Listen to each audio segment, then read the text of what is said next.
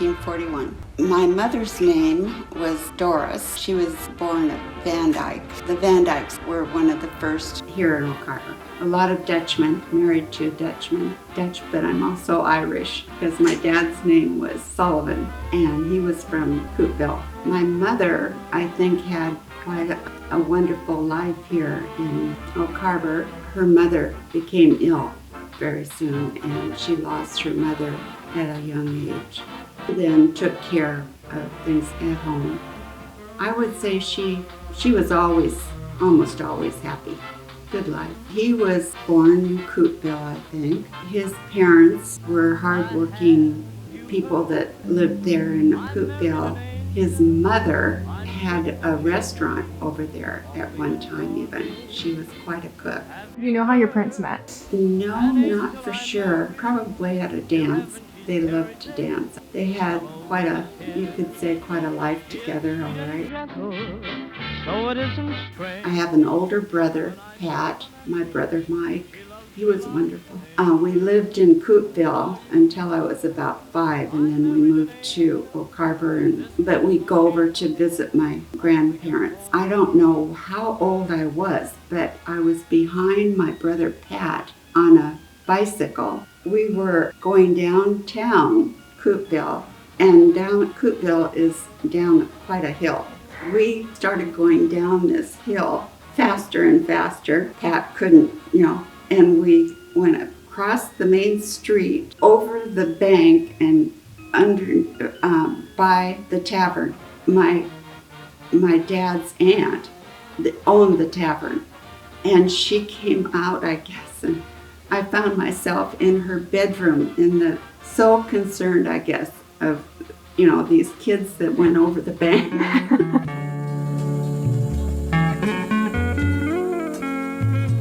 We moved from that into a small house that my mother was able to buy. Then when my older brother found out about this house, as just a young guy, arranged that we moved there. My mother must have rented that smaller house out. We moved out there, and then when we moved back, we were teenagers. He was young, so when I think back on what all he did, we lived on a farm almost out by the bridge, and he arranged to have chickens. He sold eggs. He was an entrepreneur. How do you say it? He had cows, a cow anyway, and sold milk. And then he took off for Alaska when he was old enough. And so Mike and I were in charge of milking the cows. Yeah, a lot of memories. So that was a wonderful time in my childhood. What was your favorite chore to do around the farm?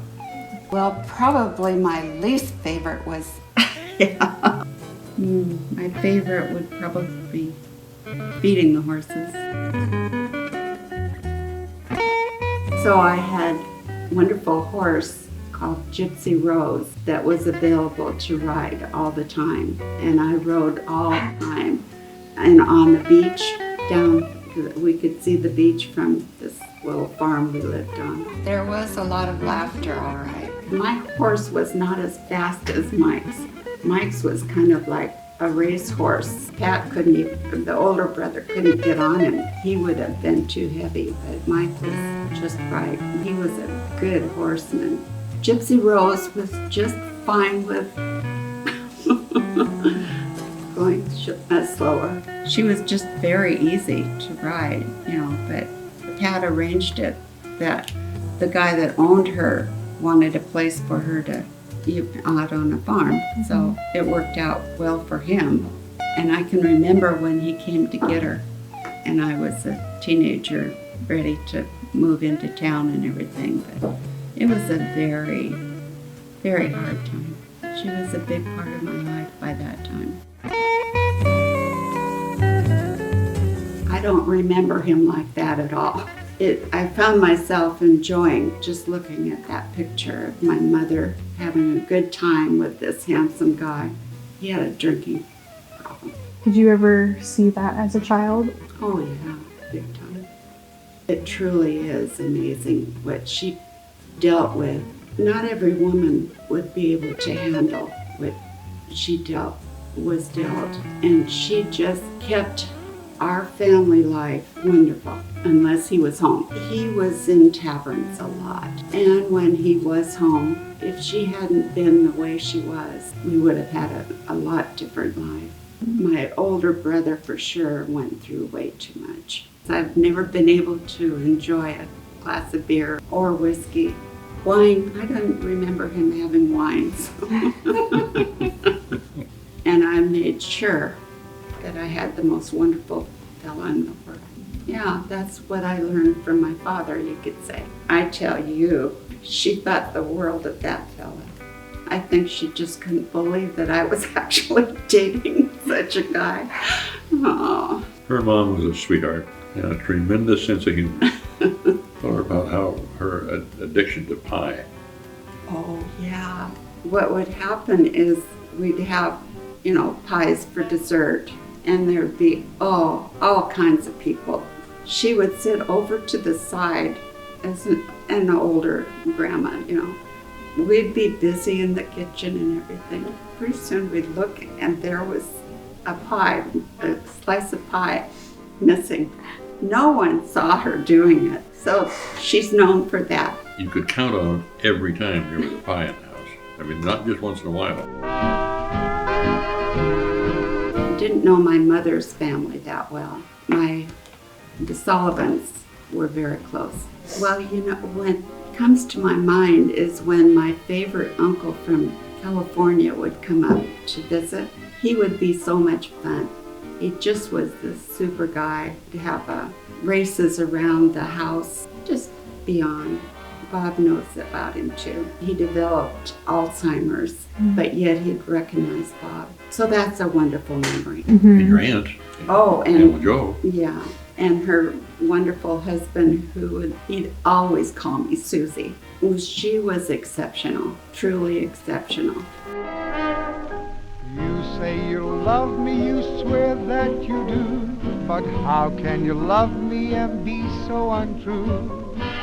Oh, what do you know about Looking love? back, I'm amazed that we lived where we did.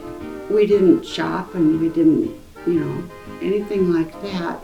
I would say I truly had a wonderful childhood because of her. When did you get your first dress? Well, I think my grandma Cool. Grandma Sullivan bought Easter dress, I think it was. And that was my first dress that I remember. Yeah, otherwise everything was from the, that's going to sound like,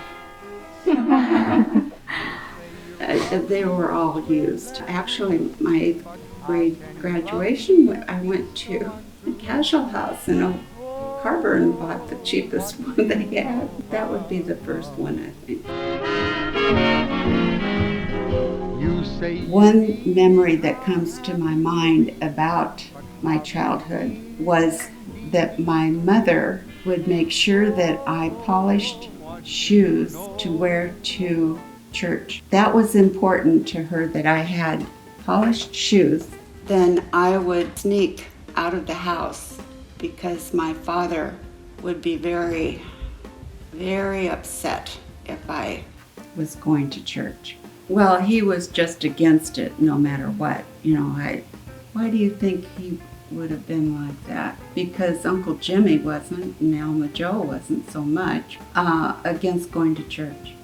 He just was, I think, blinded by the devil and hated religion and didn't want anything to do with it, and it would make him feel guilty. And he knew he was a sinner, knew he had done a lot of bad things, just didn't want any part of it.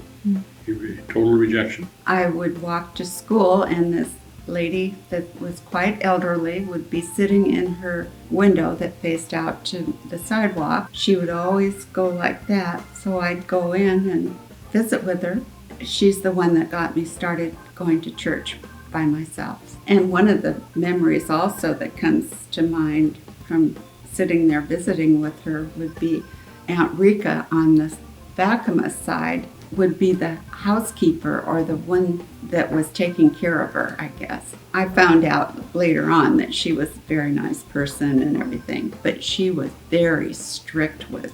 She would walk back and forth and by the door to the kitchen, kind of scowling at me like, "What are you doing talking with her all of it?" And so I would go to church by myself. A memory that I have, I sat in the back of the church, and when it came time to sing, I didn't know that you just sang this line and then you went down to this line. It was important to me, though, that I was there. I would go to Sunday school. I did that for, you could say, quite a while, and because I memorized a verse, but I was given New Testament Bible, and I would read that by myself up in my room.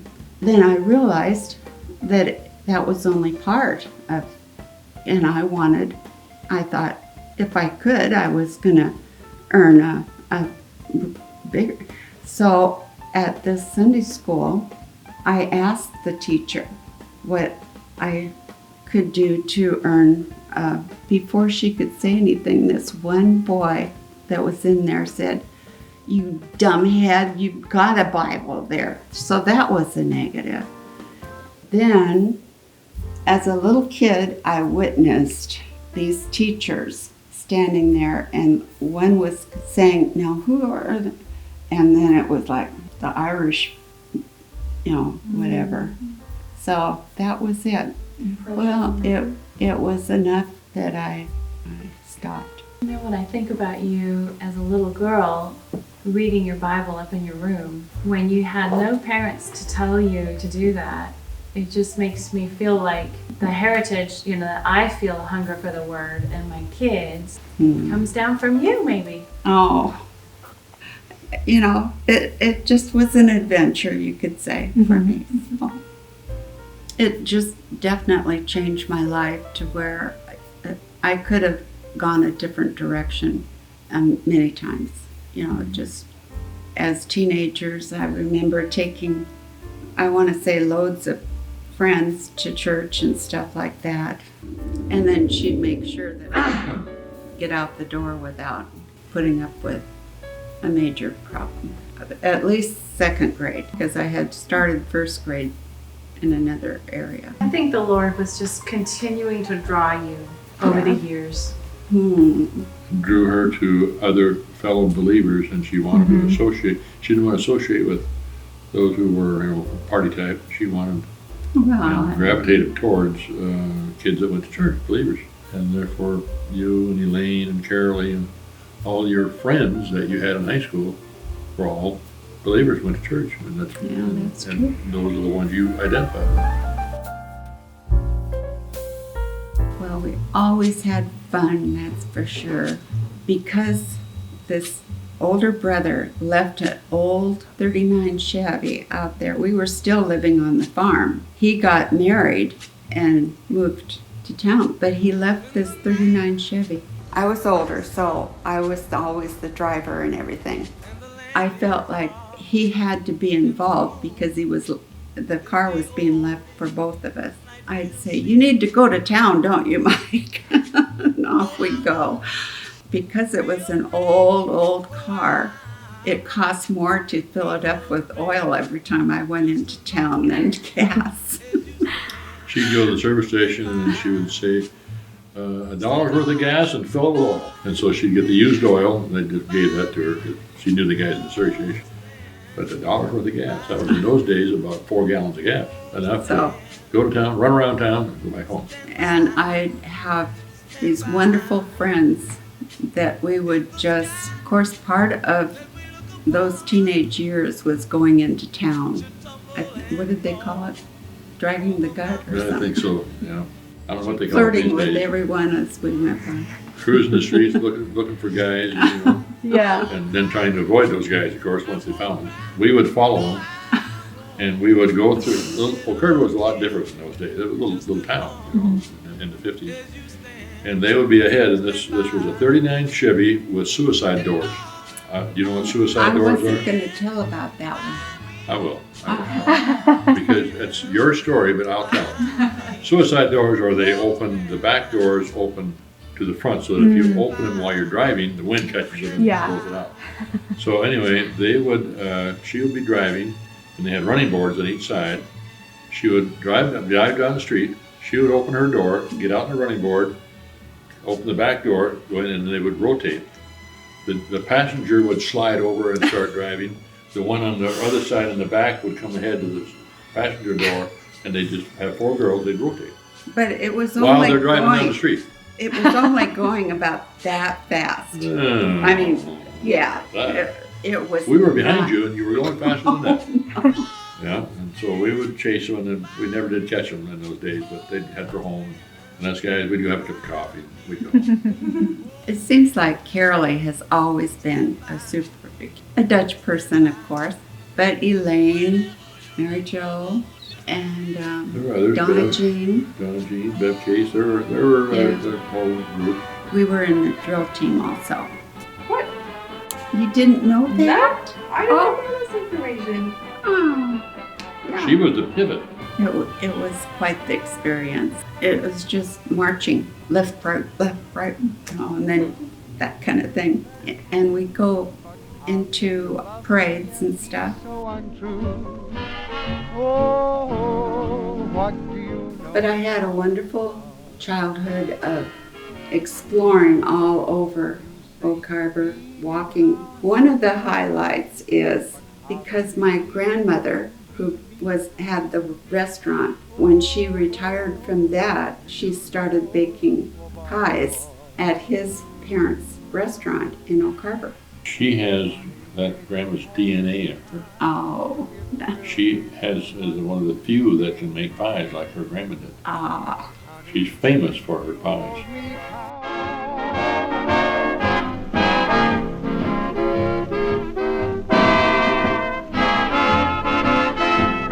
This cute little boy, she really thought the world of him.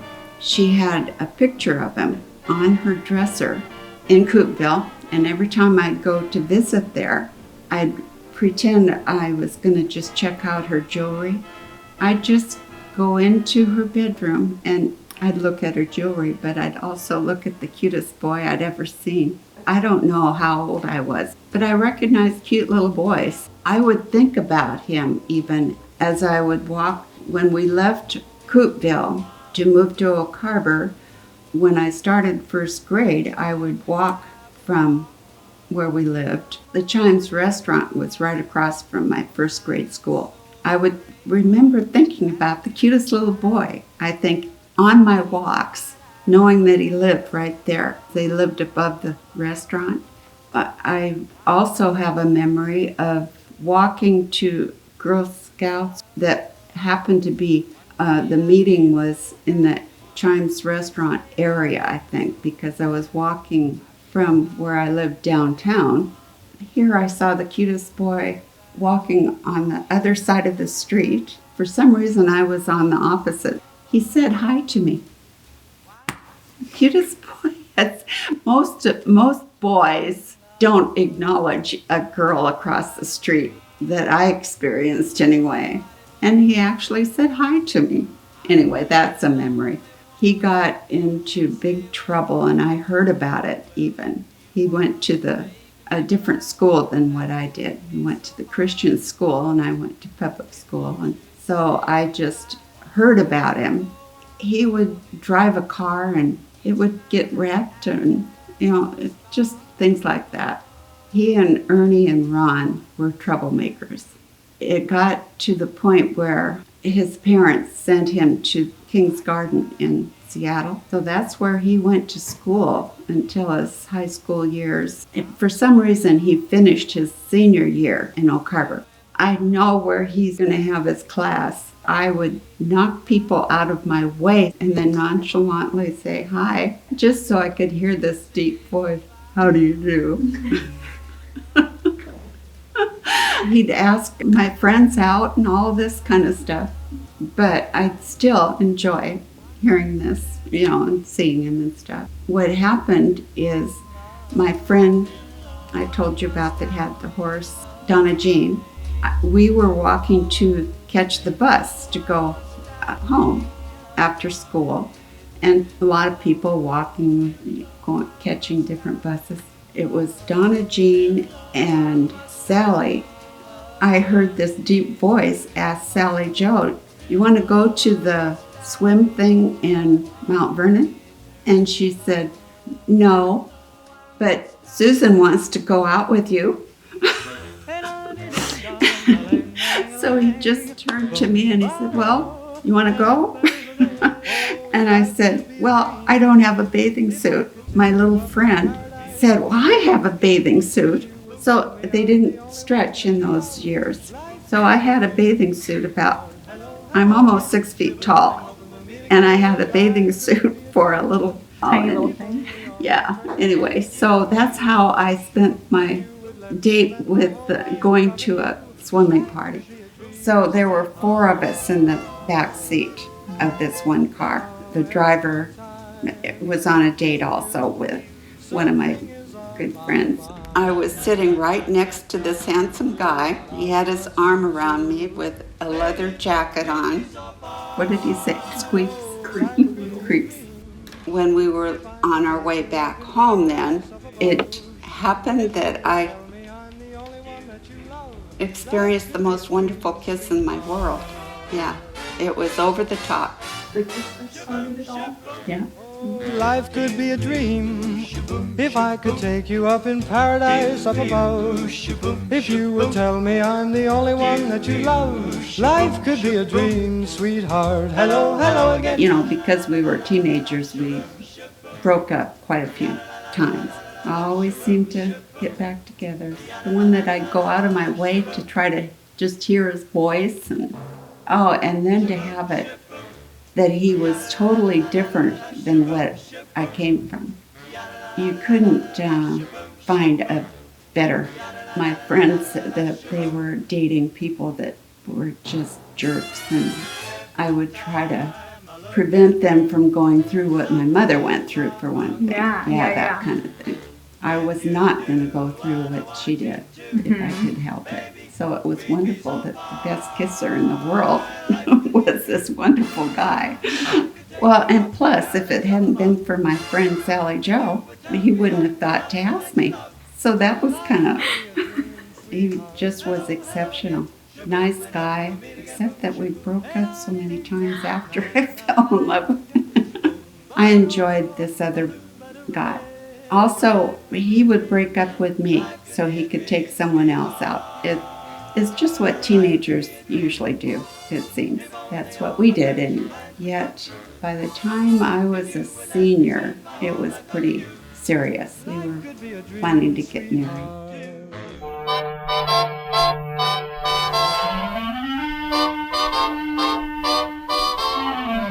I don't think that he ever did propose, except what happened was this one day he said, "What do you think of getting married in October?" It was less a proposal, more an announcement. Just a question of, would that work for you? Well, we'd kind of assumed by that time we had figured out, when, as soon as we could. He loves me like an angel. Borrowed a wedding dress, borrowed this and that, only because my wonderful little mother-in-law insisted that we have a wedding. I wanted to just get married. Your father did too, that kind of thing. But the mother-in-law helped pay for the flowers for the wedding. But everything else was borrowed, or we paid so much a month. There's been many times where I thought I should have just said, no, we're going to take off. But as a teenager, people thought I'd regret it if I didn't, type thing. And then we had 3 little wonderful daughters right away. And that's a whole story all by itself, isn't it? What did you want to be when you grew up? A wife and a mother. And I got to have that. I was always in fact, we were talking about it earlier, my mother had to work. I always wished that she was home. Wanted to make that happen for my kids. And I married such a wonderful person that it worked out that way. But we started off, Everybody struggled. yeah, but I still I didn't work out of, as soon as we were married, I don't remember even, You took an well, I iron. took in ironing and that kind of thing. Even in this trailer that was in the back of the farm where he was working in the chicken coops and selling Kirby vacuum cleaners at night. And Joni had the bedroom of the trailer that we were living in, and we had the hide-a-bed, and we would watch TV, and we had bought the TV very cheaply. At night, you couldn't see the picture too well, so we'd have the bedspread over our. But it was wonderful too. I really enjoyed it myself. We definitely jumped through hoops, you could say, but it was just part of the deal.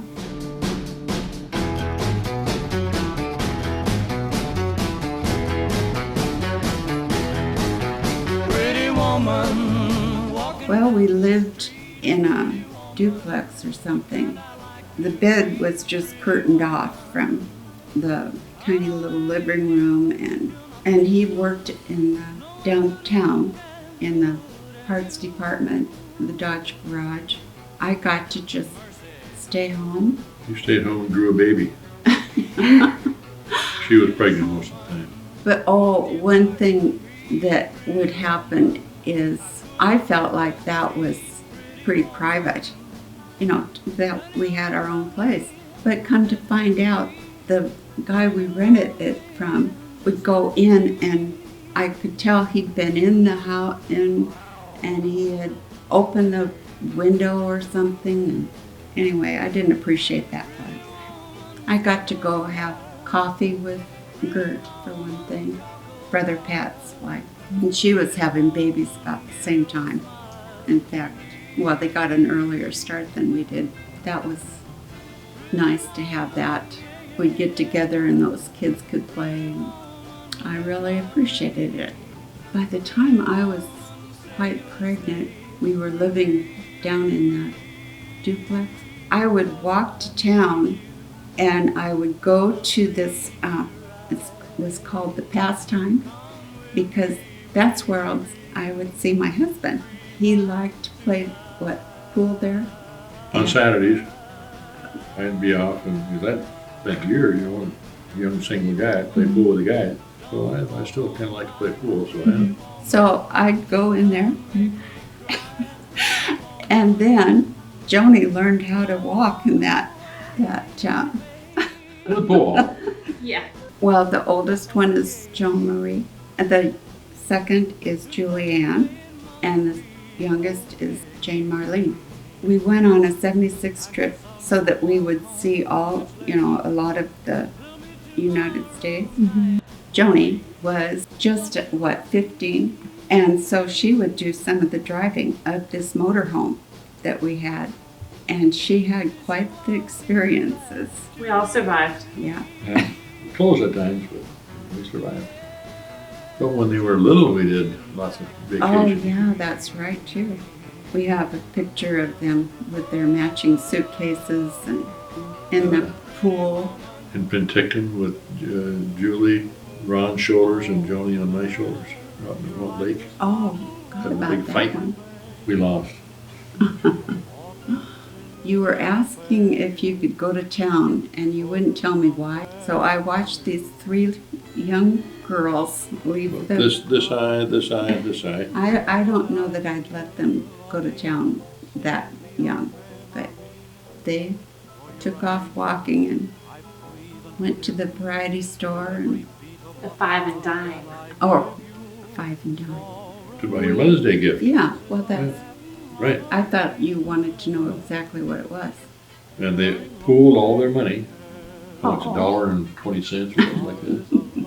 I don't remember, but we pooled our money and we shopped and shopped. And this was a variety store with all the kitschy things, really tacky, kitschy things. And we bought several things actually. We bought the tray that you have for years, but then we bought looked like a little old-fashioned lamp, and we bought a cup that had a fuzzy thing around the rim and some snarky comment that meant we didn't get that it was a toilet joke. So it was really funny, yeah. What's some of your biggest advice for mothers? Enjoy every minute of it, for one thing. Of course, there's minutes that aren't real enjoyable. We were talking about spanking for some reason just recently. And so then that comes to my mind. They had the knowledge of what that would be like to be spanked. But I can remember as a kid, we respected you. When we were in a group of all kinds of kids getting too crazy, we would keep our eye on you. And if you gave us the look, we knew we had to settle down. I remember even as a child feeling sorry for kids who were out of control and misbehaved. And it made me feel more secure because you disciplined us. Happy birthday to you. Whoa. One at a time again. One of the things I remember about birthdays is that, especially as the grandkids got older, we would celebrate 2 or 3 birthdays at a time, but everyone would have their own cake. The kids would bring them all in a parade down the hall. yeah. Talk about that. Talk about grandkids coming down the hall with lit up birthday cakes. We have pictures of that happening, and it is enjoyable to look at those pictures. That it brings it all back. The backwards party, oh yeah, and everyone was to have their clothes on backwards, but when they came in, they weren't supposed to say hello. It was goodbye. And then when they left, it was hello. That kind of thing. Everything was backwards or upside down. Dessert first. Yeah. Oh, yeah, that's right. Well, they're just all exceptional, of course. We got to see them a lot. That truly was wonderful. Well, Dave and Janie gave us the first one, which was Joshua. Matt was next. Because of Sally Joe, I was able to rush off to Salt Lake City to witness this wonderful Susanna being born. Right after Matt was born, yeah. Yeah, that was quite the memory.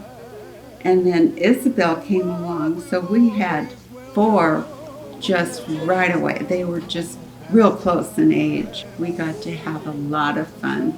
Took them to Disneyland, and we took the others also, but the 4 so close in age was just exceptional. Something that I hadn't heard before when I think they had more fun in the pool singing. Marco Polo, wasn't it? I think they had more fun than at Disneyland. It was fun to watch that. Oh, well then the rest of them that came along are just over the top also. Isaac. Well, Noah. Noah. They were quite the pair also in our family. They were the reincarnation of little Bobby and Ronnie. Yes, Yes. much to my chagrin. They were a pair. They were a pair of pistols. And that shows up in some of the pictures too, of what a lot of fun they were. Becca, and of course Robbie, who is just, everyone says that he looks so much like his grandpa. Got the dimples and wonderful hair. Isabel, look at me.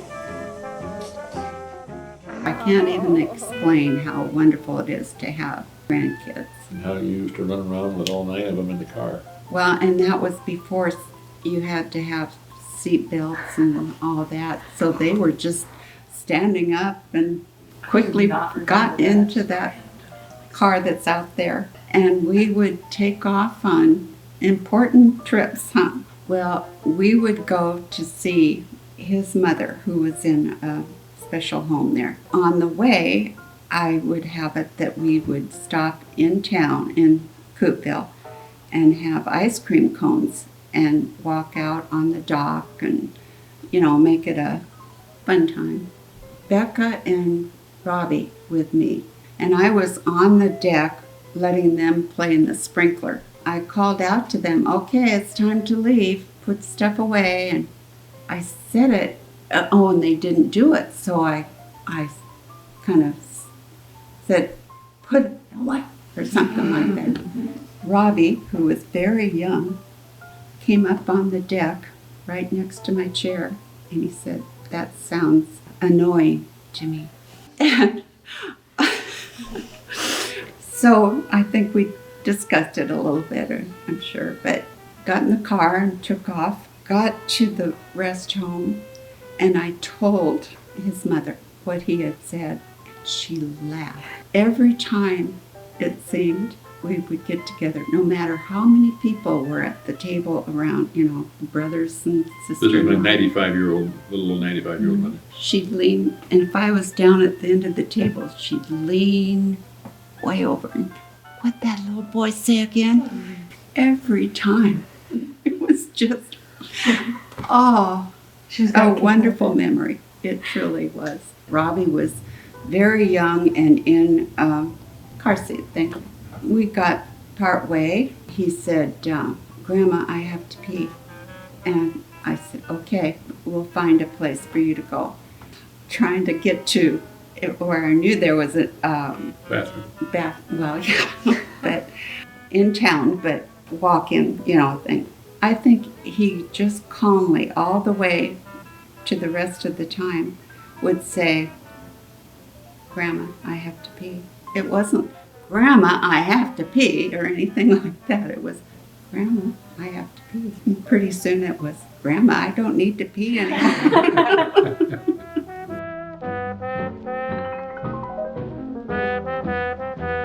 We had this, not only a wonderful house, but a wonderful backyard also. And he had his office. It was a small little cabin type thing. And I don't know how far that would be that they would race.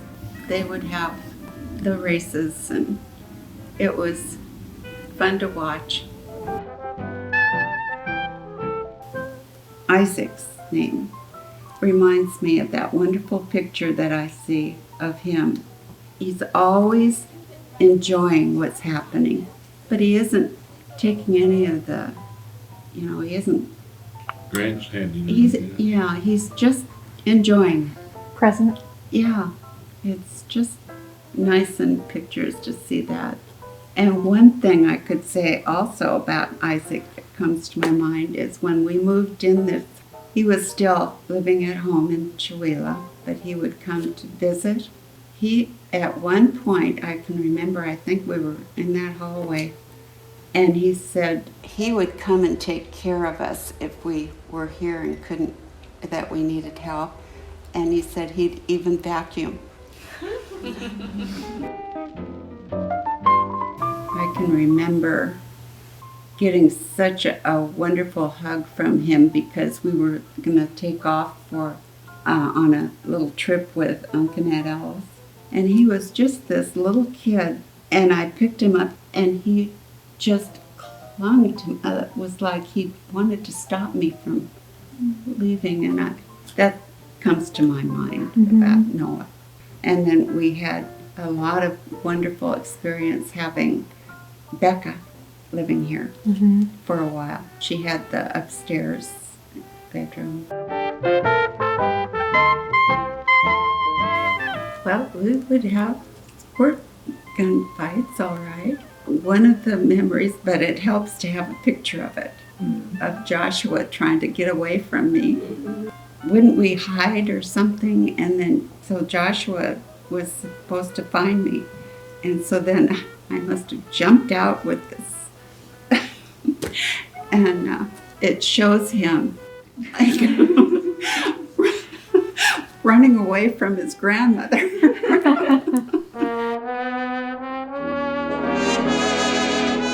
It just seems like every season of my life has been wonderful because of the people in it, for one thing.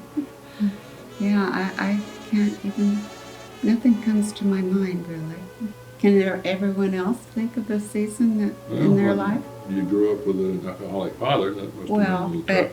I had wonderful distractions. Yeah. And so it was a season that went on for quite a while. So it wasn't just, probably that would be, yeah.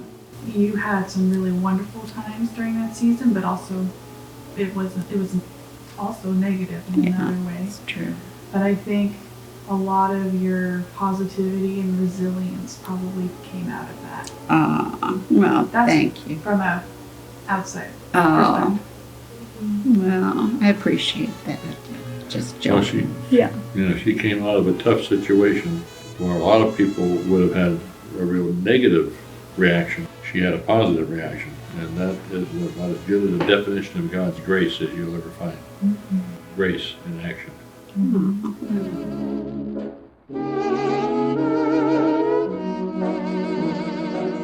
Think about too how well you handled pancreatitis and for how long you dealt with.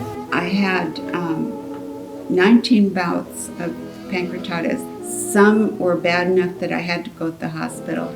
Some I just could stay home and recover there. What happened is it was so bad at the end of it that they sent me to Virginia Mason in Seattle. And this one doctor worked on me. So I've had 20 altogether, none since, nothing from that day. I happened to see that doctor in the hospital. I said, you know, doctors have asked me, what did the doctor do to heal it? So I asked him, what did you do? And he said, I just straightened it out, which is impossible. Whatever he did, it worked. That's wonderful to have it in memory.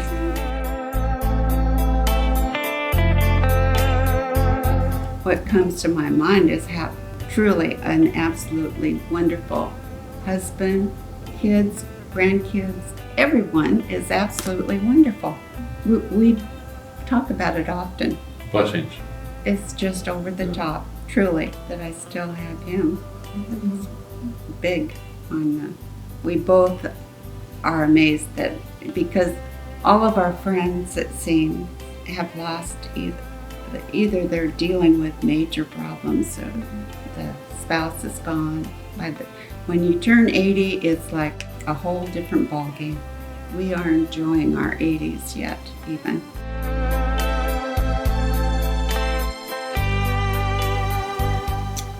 Oh my. The greatest accomplishment. So perhaps motherhood. Oh, Yeah. absolutely. Yeah, really appreciate that.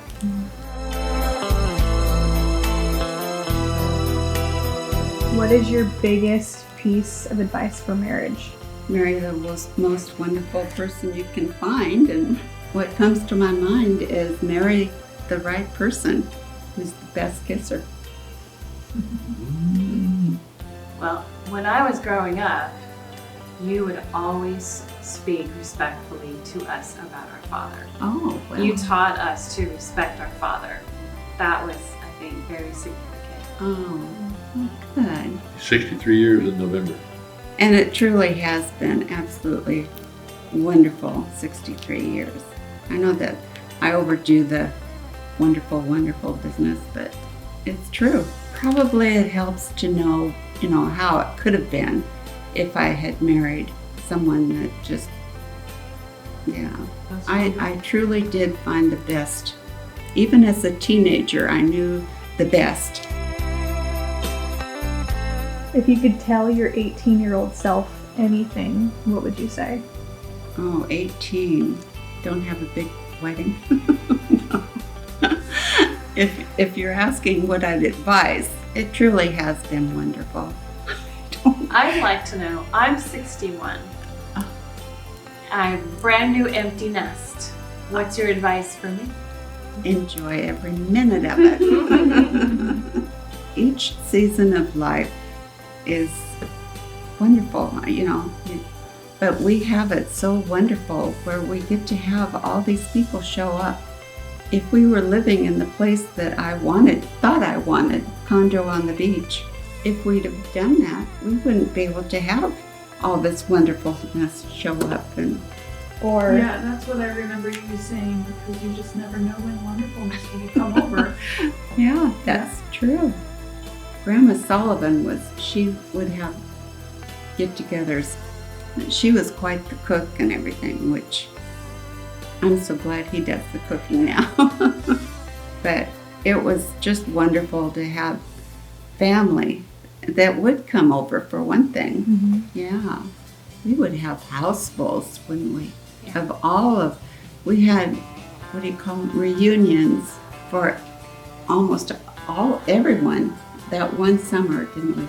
Yeah, all 4 sides of the family, big family reunions at our house. Every other week there'd be maybe 100 people over. When we were teenagers, we began to call Mom, she's just the hostess with the mostest. My brother Pat would be in charge of Mashing potatoes. And And I forget what Mike was. I Dad think would carve the turkey. Auntie Gert would help eat the skin. also part of the deal was playing. Trivia Pursuit. Yeah, it was quite the tradition for a while, wasn't it? I always loved Christmas Eve fondue in the living room. Oh, Yeah. The tradition of all the birthdays, I think, is the one tradition that we always have. 4th of July, maybe? 4th of July. Uh-huh. Well, we have pictures of being around the table out on the deck with all of you with the hats. That's when we celebrate Matt and Susanna's birthdays. And Isaac. And Isaac. And Ben.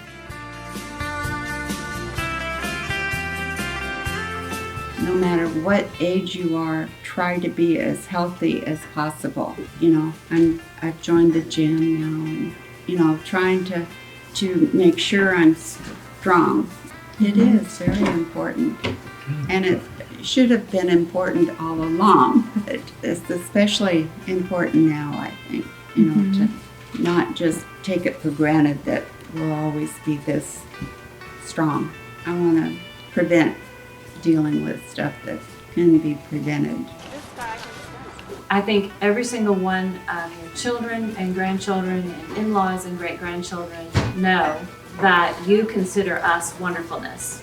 That's a blessing. That's very precious to know that. Well, And I think that could be a great piece of advice for you to give me as a mother and grandmother to convey to my children and grandchildren that I think that they are wonderfulness. yeah. But one thing that I'm just picking up as a theme, and I wonder how much of it you've gotten from Grandma. Even though there's hard times, you choose to count your blessings. You choose to see the wonderfulness. You weren't pretending that those weren't hard, but even now, that the hard part fades. You count your blessings and you see the big picture as being wonderful. I think because people choose that. So other people might have chosen to be bitter. Other people probably don't have all the wonderfulness that. Well, I think your grandchildren and children have told you this too. I know you look at your peers and the things that they struggle with their kids and grandkids. We also look at our parents and grandparents and realize how wonderful we have it. A great deal of our good life comes from you two. Oh, wow, that's wonderful to hear. Yeah, Yeah. very much appreciated. Hmm. Yeah.